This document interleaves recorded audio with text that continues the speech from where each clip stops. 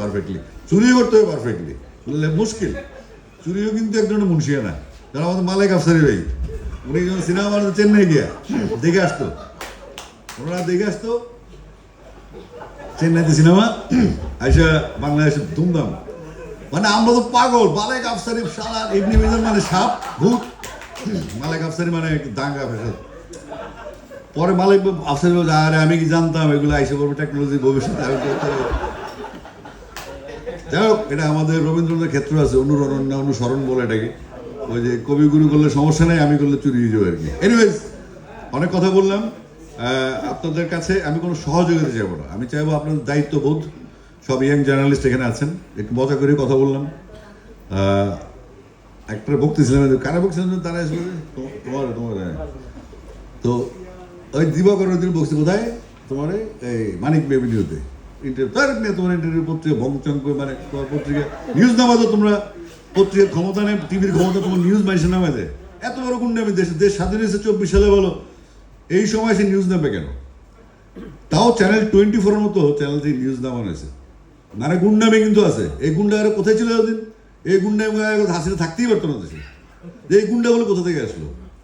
এই গুন্ডাগুলো সেই চাটাবাজ, সেই চাটার দল, যারা যুগে যুগে থাকে, জাস্ট বোর্ডটা চেঞ্জ করবে, মুজিব করতে 6 বোতাম থেকে 4 বোতামে চলে আসবে। হ্যাঁ, ব্লেজারে চলে যাবে। বিএনপি আবার মুজিব কোর্টে নাই তো, কোর্ট সুট বুটে আছে।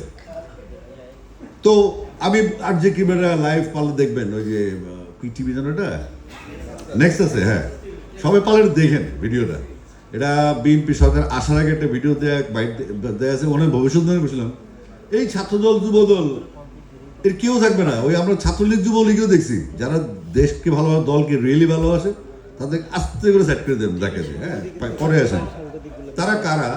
তারা জানে কিভাবে ঢুকে যেতে হয়। এটা সবসময় হবে, যতদিন বুর্জীয় পলিটিক্স থাকবে, পুঁজিবাদী পলিটিক্স থাকবে, হবে। কিন্তু আমাদের কি করতে হবে? এখান থেকে আওয়াজ তুলতে হবে।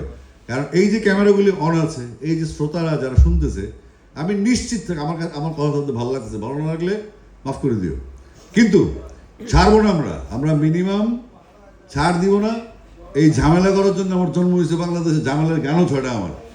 তো সুতরাং আমি করতেই থাকবো এটা। আমার যতক্ষণ পর্যন্ত, আমি পরে একটা চিন্তা করলাম যে ব্যবসা বাণিজ্য তো করি না, শুধু গান গিয়ে আমার তো পৃথিবী ছোট হয়ে আসতেছে। এবং আমার বন্ধু বান্ধব সব বিদেশ থেকে ফোন দিচ্ছে, ভাই আপনি খামাখা বাংলাদেশে হবে না আপনার পারফেক্টলি, চুরিও করতে হবে পারফেক্টলি, মুশকিল। চুরিও কিন্তু এক ধরনের মুন্সিয়ানা, যারা আমাদের মালিক আফসারি ভাই, উনি যখন সিনেমা বানাতে চেন্নাই গিয়া দেখে আসতো, ওনারা দেখে আসতো চেন্নাইতে সিনেমা, আইসা বাংলাদেশে ধুমধাম।